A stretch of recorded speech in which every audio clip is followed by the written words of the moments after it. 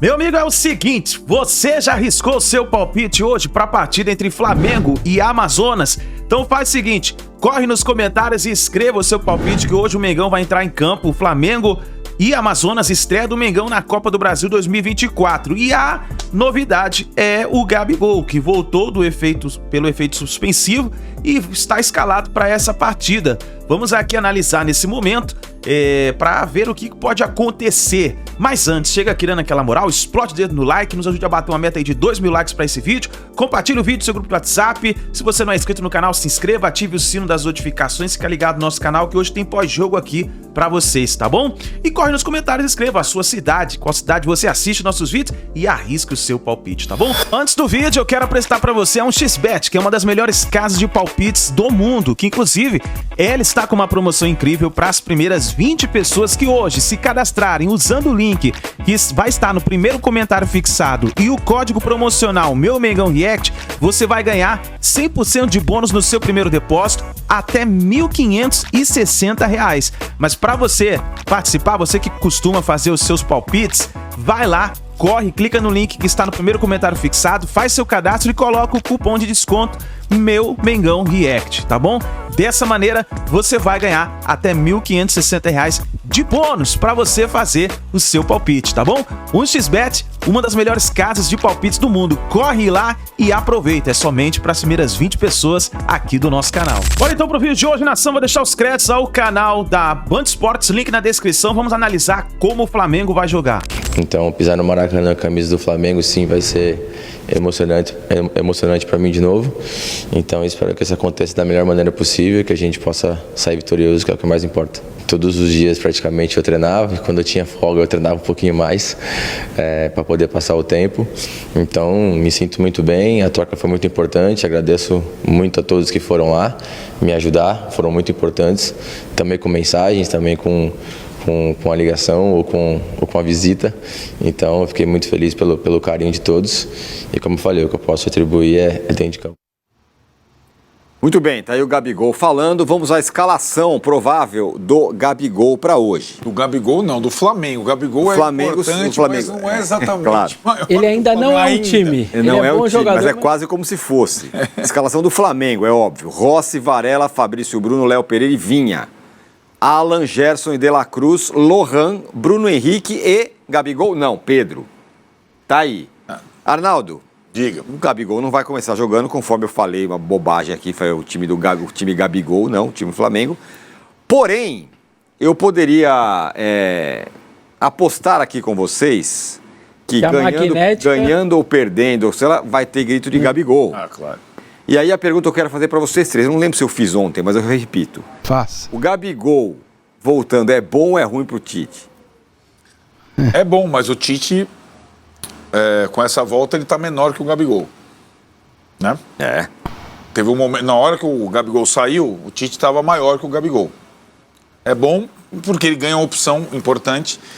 Só para dar um falar sobre esse campinho, talvez a entrada do Lohan signifique uma pequena mudança no sistema, ou tal passo atrás.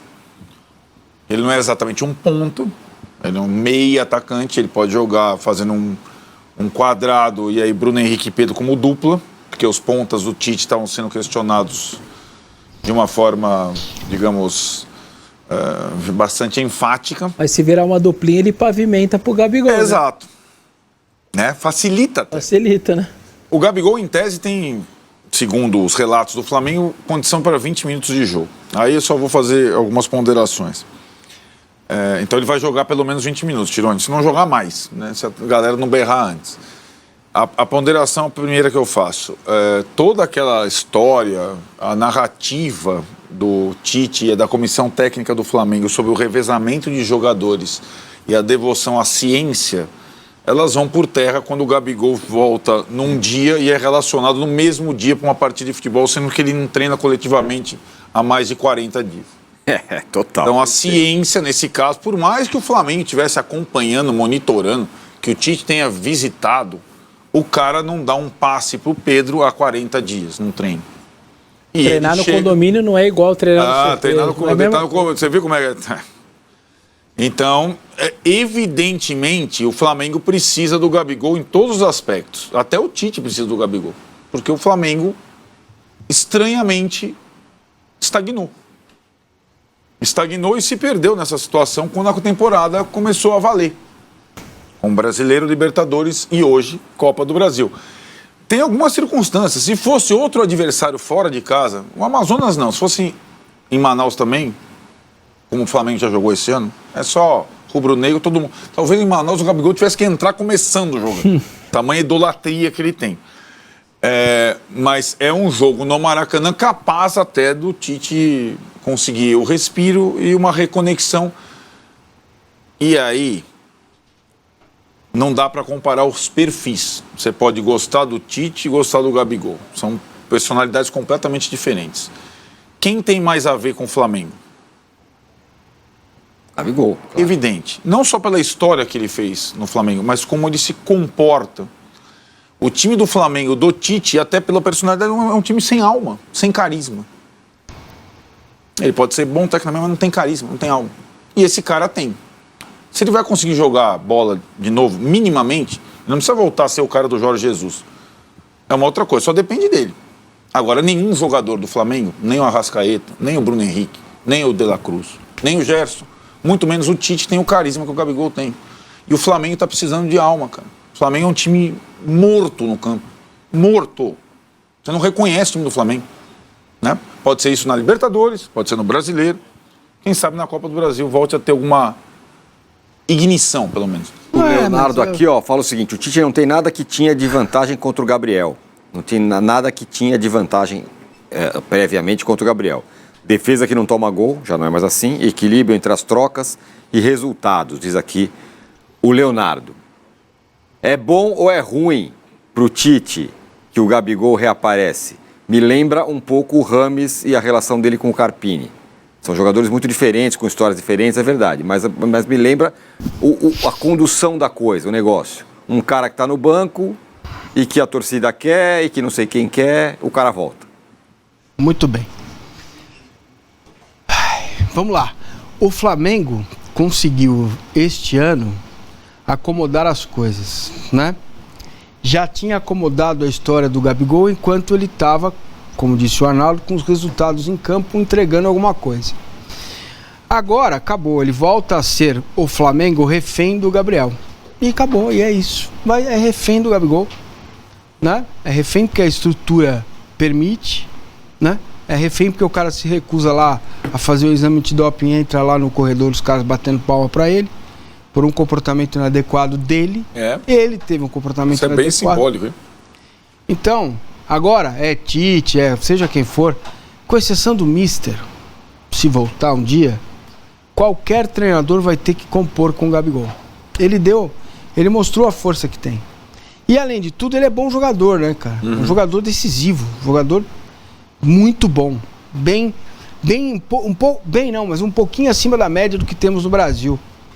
Na Europa não rolou, foi lá, voltou e tal, porque ele não tem essa coisa na Europa que ele tem aqui, né? Que é o Nil Gabia, não sei o quê.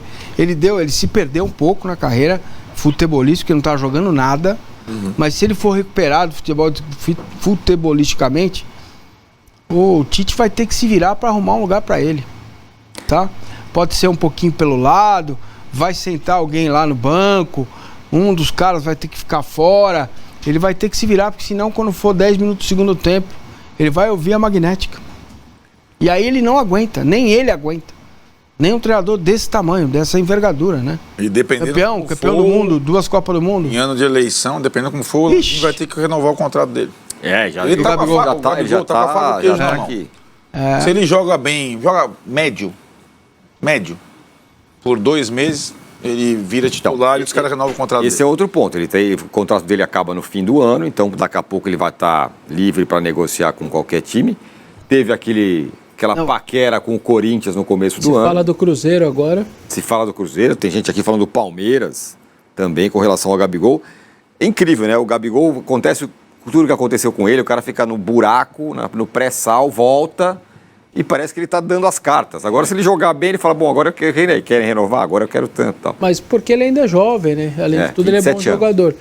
A cena do corredor, todo mundo aplaudindo.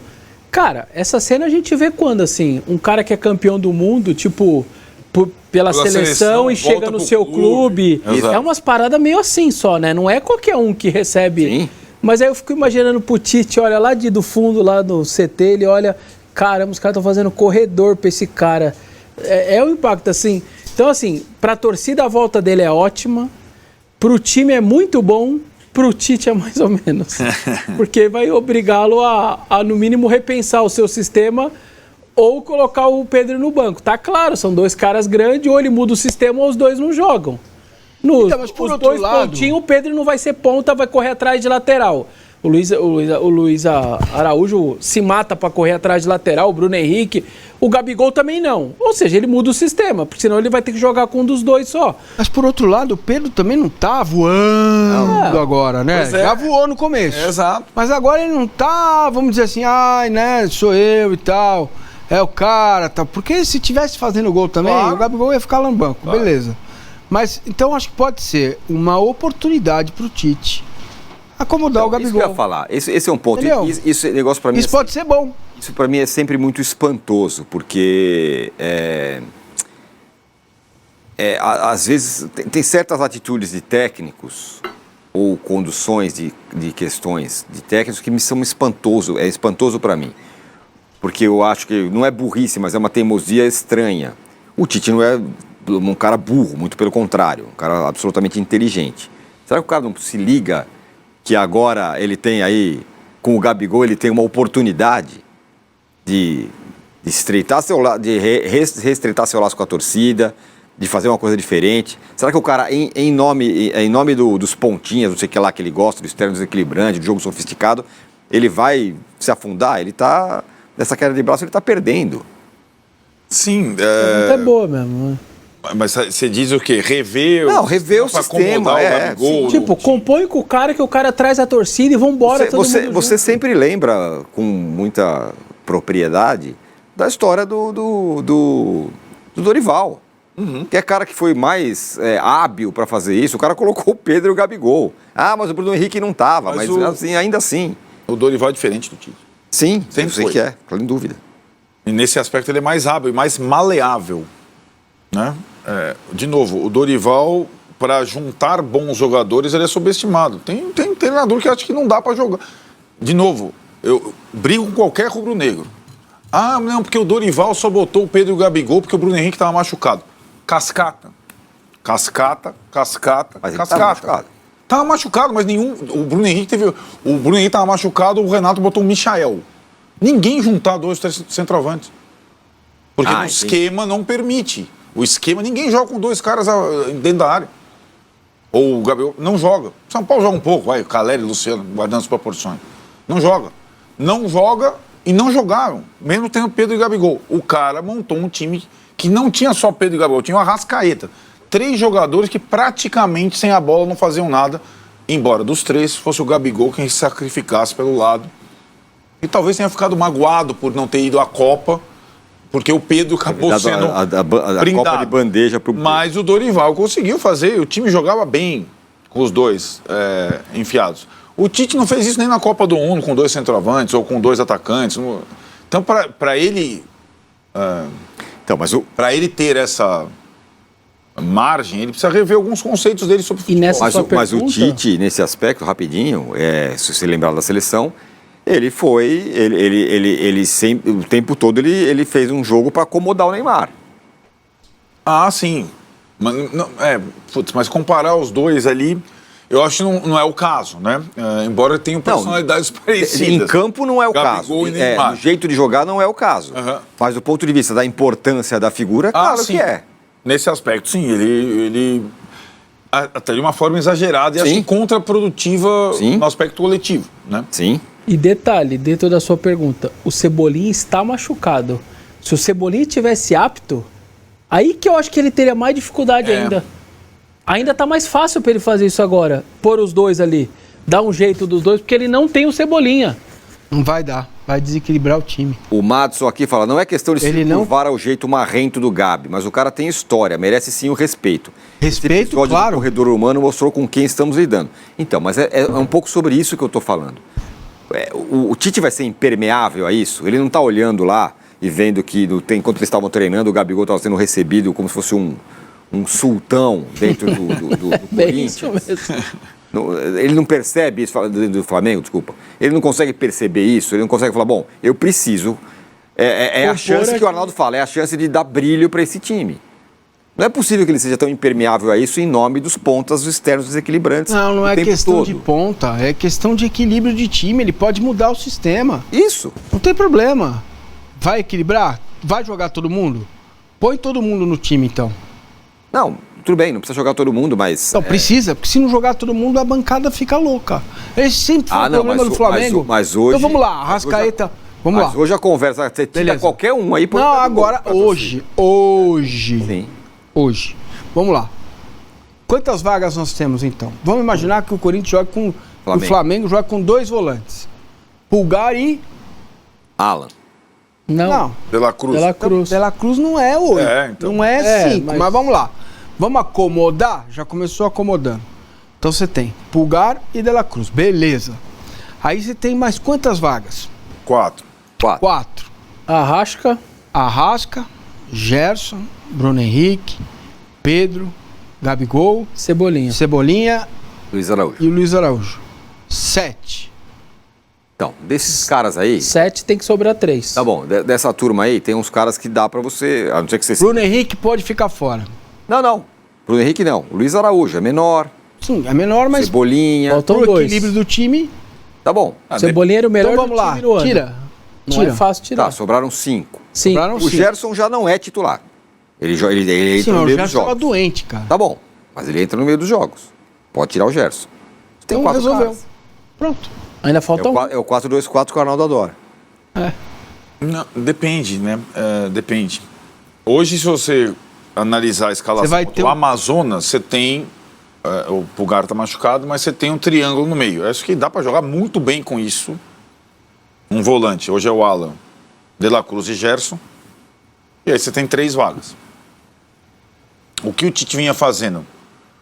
Sempre, sobretudo quando o Cebolinha era o melhor jogador do time, e era jogar com 2 pontas, e aí não precisava ter o triângulo no meio. Puxava o De La Cruz para segundo volante, os pontas faziam o trabalho sujo na recomposição, e na frente ficava o Arrascaeta e o Pedro só fazendo sombra.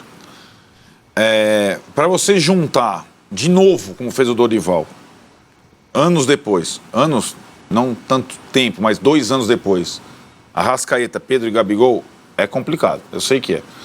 Porque o Gabigol teria que estar numa forma física que ele não está há muito tempo. E o Pedro teria que ajudar um pouco. Eu acho também, sinceramente, o Pedro, pela idade que tem, pelas questões, eu acho que o Pedro participa muito pouco sem a bola. Ele não precisa ser o Caleri, que é um monstro. Não precisa ser o Caleri. Mas dá pra... tem que mastigar um pouquinho. Mastigar um pouquinho. Ele não mastiga. O Arrascaeta não mastiga ninguém. O Arrascaeta a gente já sabe. O Arrascaeta é assim. Agora, aquele serviço que o Gabigol fazia, o Everton Ribeiro nem se fala, né? Jogava lá como volante. Continua fazendo. Ótimo jogador. Para juntar 3 caras desse nível, e aí você tem o Bruno Henrique de volta de novo, que você não tinha na época do Dorival. Mas, jogando com dupla de ataque em vez de 2 pontas, você pode formar uma dupla. Gabigol e Pedro, Gabigol e Bruno Henrique e Pedro. Sim. Em vez de você jogar com 2 pontos. Você coloca mais um jogador no meio. Mas você abandona os tudo pontos. está passando por isso. Está passando por significa do Tite abrir mão dos exatamente. Tudo passa então, por eu estou tentando interpretar o que ele disse como passo atrás. Se o passo atrás for reformar o time para tirar os pontos, para mim é um passo à frente. Como ele falou, né? Depois do jogo contra o Botafogo, vou dar um passo atrás. Tô complicado, né? Tá muito complicado. Se for isso, complicado jogar com pontos, talvez seja melhor para o time todo. E, de novo, se ele tiver um critério um pouco mais apurado no revezamento, e ele não teve, não vai dar para jogar todo mundo todos os jogos. Então, na quarta joga o Gabigol, na domingo joga o Pedro. Algum problema? Não, melhor, né? Do que jogar o Carlinhos, do que jogar o Lohan improvisado. É bom ter o Gabigol de volta, né? O tal do revezamento, ciência, talvez ajude nessa linha que ele tá falando. Ó, gente, é o seguinte, eu vou revezar mesmo e agora é um centroavante cada jogo. E vai estar bem todo mundo o tempo inteiro. É isso daí, nação. Vamos ver o que vai acontecer, o que o Tite vai preparar para essa partida de hoje, hein? Mas eu estou confiante, eu vou deixar aqui meu placar. Para mim vai ser Flamengo 3-0. É o meu placar que vai acontecer hoje. O time estava voltando de uma instabilidade, empatou com o Palmeiras, perdeu para o Bolívar, depois perdeu para o Botafogo. Vamos torcer para ir para uma boa vitória nessa partida. Forte abraço, nação, tamo junto e a gente se vê no próximo vídeo.